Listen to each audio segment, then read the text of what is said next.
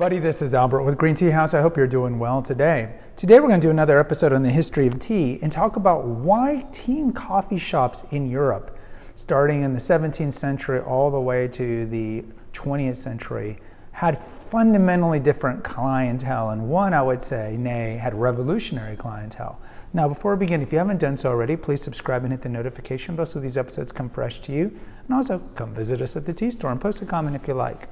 All right, so imagine the 17th century. The 17th century, in really the beginning of the 18th century, is when you started to seeing tea shops and coffee shops in Europe. It was around the same time, and I'll make sure I put the playlist up here, banner for the History of Tea playlist and some of the history episodes we've already done. But it was the Portuguese, but really the Dutch, who brought tea, as they called it, to Europe. And this is really late 1600s, but I would say late 1600s, early 1700s is when you started to see tea shops. Around this time, coffee, kava, as they called it, originally found in Ethiopia, and then eventually those people shipped it to Yemen, and then from there, the Ottoman Turks got it, and then eventually once the Ottoman Empire got it, then it eventually got to Europe through the trade routes as well.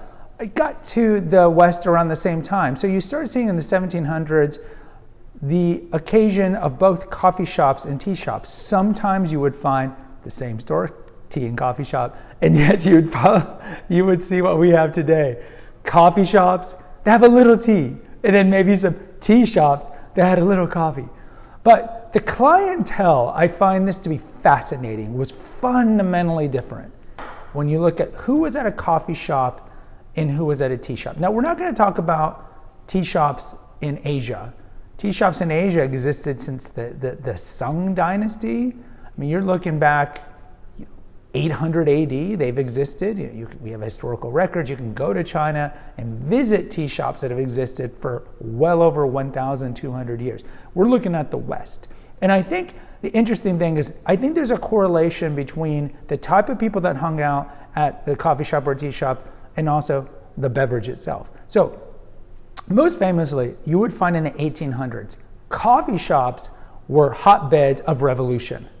Starting really with the French Revolution in the late 1780s, and then certainly through the Reign of Terror, the Jacobin regime, 1790s and all that.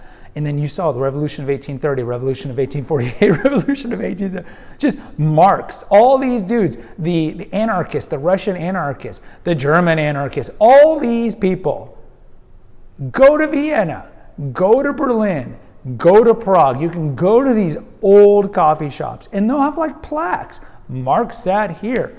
Go to Russia. Lenin sat here and discussed the future revolution that he was going to unfortunately, you could say, start and instigate, given that well over 100 million people died in the Soviet Union. This comes from the Black Book of Communism, a book that came out in the 90s. Harvard published this, detailing the horrors of communism.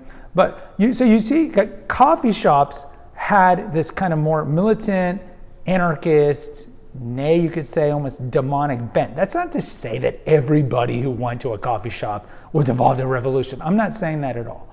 What I'm saying is that you found like a certain strand that would go there. So a lot of university students, and we know how university students are today, a lot of university students would gravitate more to coffee. And so because of that, you kind of get that age of idealism mixed with like bitterness that we had back then, like we still have today.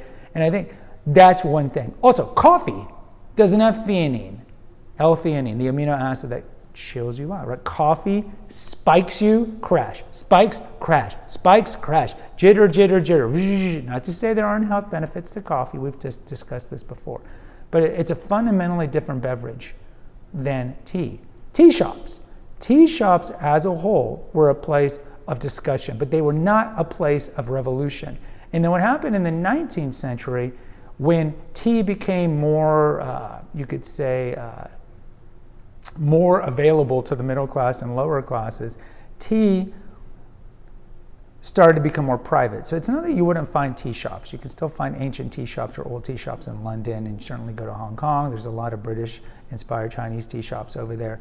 But a lot of it became inward. So English tea, for example, was not necessarily, yes, it was drunk in public tea shops, But when you think of English tea, what do you think? You think of parlors, you think of salons, you think of inside people's houses, tea parties, all these things of this would be inside people's houses. Later in the Victorian era, in the late 1800s, early 1900s, you'd see a lot of these high teas, right, the afternoon teas, be at where? Nice hotels. You can still go to very nice hotels in Europe, even in Canada. I remember going to the Empress Hotel in Victoria, British Columbia, and they still did high tea, right? So you see them go to these different kind of places, whereas coffee became more bourgeoisie, and you could say more working class and more university student focus, and then some of the extremes of that would be revolution.